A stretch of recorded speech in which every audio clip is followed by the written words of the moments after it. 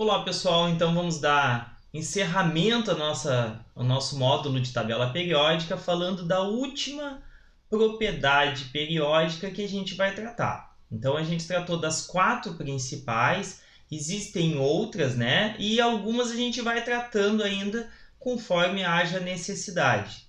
A eletronegatividade vai ser uma aula bem rápida, mas a gente vai voltar a falar dela no próximo módulo, que é de ligação química, e vocês vão ver que ela tem muito mais a ver com o próximo módulo do que propriamente com a tabela periódica, a não ser por ela ter sim uma sequência lógica na tabela periódica, ao contrário da afinidade eletrônica. A eletronegatividade ela é bem comportada na tabela periódica. Então, a definição de eletronegatividade é a capacidade que um determinado átomo tem em atrair o par de elétrons de uma ligação química para mais perto de si. Então, olha que interessante. Na verdade, não é uma propriedade do átomo, e sim uma propriedade desse átomo em uma ligação. Então, o par de elétrons que ele compartilha numa ligação covalente, ele pode ter uma maior ou menor capacidade de atrair para perto dele. Então, a não ser átomos, moléculas diatômicas homonucleadas, por exemplo, H2, O2, onde ambos têm a mesma eletronegatividade e o compartilhamento de elétrons é homogêneo, qualquer um outro compartilhamento se torna sempre desigual, porque sempre vai existir uma diferença de eletronegatividade. Então, esse par de elétrons pode estar mais próximo de um elemento ou mais próximo de outro. Então, diferente dos outros, como raio atômico, energia de ionização e afinidade eletrônica, que era uma característica do átomo, esse aqui vai ser uma característica da ligação, ou seja, do átomo em uma ligação.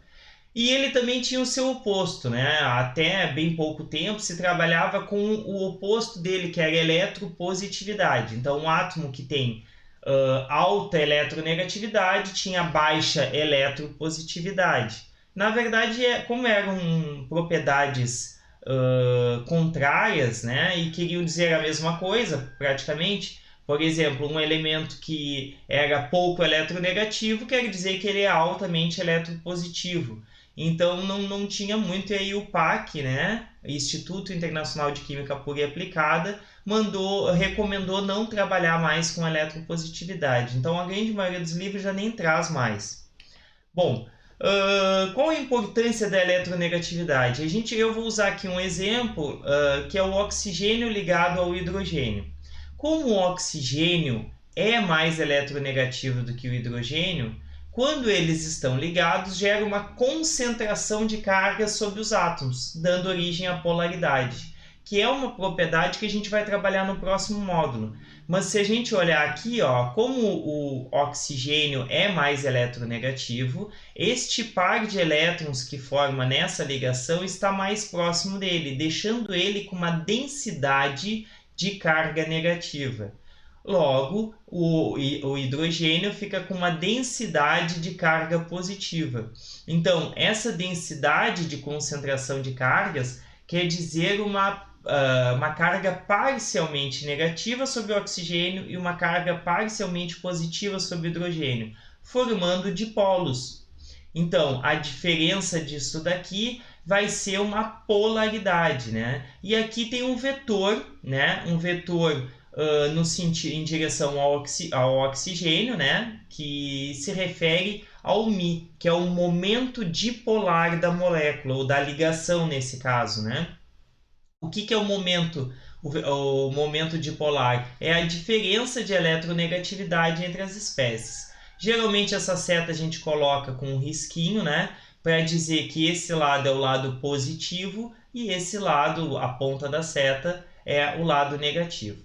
Bom, isso gera, né, para os dois lados, porque o tipo de ligação é o mesmo, o que faz com que essa molécula, quando eu somo esses vetores, me gera um vetor resultante nesse sentido, em direção que aponta para cima aqui. Então, essa molécula é polar, porque existe um vetor resultante. Bom, não é importante a gente lembrar, entender bem o que é polaridade da molécula, mas que a eletronegatividade está diretamente relacionada à polaridade da molécula, como a geometria. Mas é isso que a gente vai ver no próximo módulo. E existe também uma forma de representar essa molécula com um mapa de potencial eletrostático. Esse mapa ele vai ter densidades de cor azul mais próximos das cargas positivas e vermelho para a carga negativa. Então isso daqui vai formar a dispersão de cargas sobre a molécula, né? Bom, muita gente vai confundir com afinidade eletrônica, apesar das duas terem uma definição muito parecida, elas não são iguais, nem em valores são iguais. A afinidade eletrônica de um elemento é a energia envolvida quando um elétron se liga a um átomo. Já a eletronegatividade é a capacidade de atrair para perto dele um par de elétrons de uma ligação química. Então, quando eu mostrei ali o oxigênio e o oxigênio está atraindo o par, e esse par tem um elétron que é do oxigênio e um que é do hidrogênio. Ele atrai para perto dele, mas esse elétron que é do hidrogênio continua sendo dele. E isso vai fazer com que exista uma diferença na ordem. Por exemplo, se eu pensar aqui na eletronegatividade, o elemento mais eletronegativo da tabela periódica é o flúor. Já na afinidade eletrônica, o mais eletronegativo é o cloro. E isso porque a gente viu o seguinte, lembra que eu falei para vocês que a afinidade eletrônica dependia tanto da carga nuclear efetiva, que nesse caso o flúor tem uma elevada carga nuclear efetiva, mas também dependia do raio. Como o flúor é um elemento muito pequeno, quando eu dou um elétron para ele, que é a afinidade eletrônica, quando eu dou o elétron para ele, a repulsão causada por um raio muito pequeno entre os elétrons que já eram do flúor é muito grande e faz com que, apesar dele ter uma elevada afinidade eletrônica, ele seja menor do que o cloro. Nesse caso aqui, quando o raio é pequeno, isso facilita para a eletronegatividade. Por quê? Porque no caso, ele tem uma alta carga nuclear efetiva. E ele é um átomo pequeno. Então, quando ele forma uma ligação, esse par de elétrons está muito próximo do núcleo. Apesar dele estar próximo do núcleo, ele não causa tanta repulsão porque o elétron que está se aproximando ainda pertence ao outro elemento. Lembra que eu falei do hidrogênio com oxigênio? O par de elétrons é composto por um elétron do hidrogênio, que continua sendo dele, ele só se aproximou do oxigênio, e um elétron que já é do oxigênio. Então, aqui eu teria os elementos mais eletronegativos da tabela, seriam esses quatro, nesta exata ordem: cloro, nitrogênio, oxigênio e flúor. Já para a afinidade eletrônica, o nitrogênio é o que tem menor afinidade eletrônica, inclusive ela é negativa, o que demonstra que para eu dar um elétron para ele, a energia envolvida ela é um processo endotérmico, ou seja, eu tenho que dar energia, enquanto que para os outros já é um processo exotérmico. Depois do nitrogênio vem o oxigênio, flúor e cloro. Não segue a mesma lógica. Então precisa ficar bem claro para vocês, apesar de serem muito parecidos e poder causar uma confusão, eles não são iguais, nem em valores, nem em definição. Afinidade eletrônica, um elétron que se liga ao elemento. Eletronegatividade é a capacidade de atrair o par de elétrons, atrair e não se ligar a ele, né? Entrar para a sua eletrosfera, atrair o par de elétrons de uma ligação química. Bom, existem diferentes tabelas, né? A principal e mais conhecida foi proposta por Linus Pauling, né? Então, ele diz que a diferença de eletronegatividade de A e B se deve a energia de dissociação de uma molécula AB, ou seja, a energia necessária para quebrar uma ligação, menos a metade da dissociação de uma molécula homonucleada, diatômica homonucleada DIA, mais a dissociação de uma molécula diatômica homonucleada de B, elevado a meio. Esse valor aqui, essa expressão para nós não é tão importante, é só para mostrar para vocês da onde ele tirou. Então, ele relaciona a energia necessária para romper uma molécula de A uma molécula de B, a soma disso, né, multiplicada pela metade, por meio, né, menos a energia de dissociação de AB.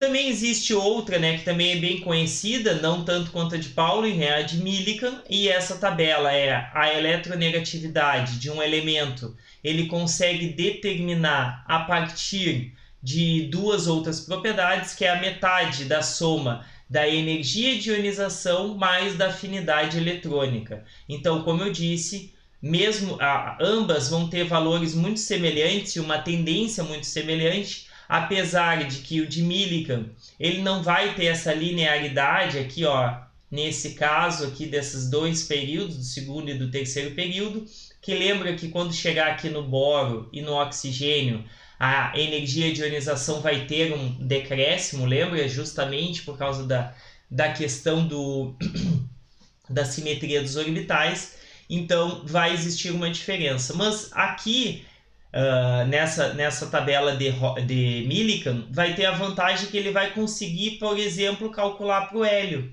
Porque neste caso aqui de Pauling, ele precisa da energia de uma molécula. E não se conhece moléculas de hélio, né? Poucas de neônio, mais de argônio, criptônio e xenônio, né? Acho que argônio e neônio ainda também é bem difícil, mas hélio principalmente. Então, com a de Millikan, como usa outras duas propriedades e não a energia de dissociação, é possível ter valores para hélio. Tabelas mais modernas tem para criptônio e xenônio, que são aqui os dois gases nobres mais comuns de formar ligações. E o que a gente pode observar, né, é que existe uma tendência ao longo do período, ó, de aumento no sentido, né, da esquerda para a direita, ou seja, o flúor é o mais eletronegativo, e no sentido de baixo para cima também. E isso é um comportamento meio que geral entre os elementos, né? Existem algumas diferenciações aqui, mas em geral vai ser essa sequência que a gente vai ver. E isso vai ser muito importante para que a gente possa entender os outros módulos quando a gente for falar principalmente de polaridade da molécula. A gente vai falar de ligações químicas no próximo módulo, vai falar de geometria e a gente vai entrar, quando falar em geometria, necessariamente falar de diferença de eletronegatividade para entender a polaridade das moléculas. Bom, com essa aula a gente encerra o módulo de tabela periódica, então a gente conseguiu ver bastante coisa, desde o histórico, organização da tabela periódica, as contribuições até chegar à tabela que nós temos hoje, que é organizada pelo número atômico.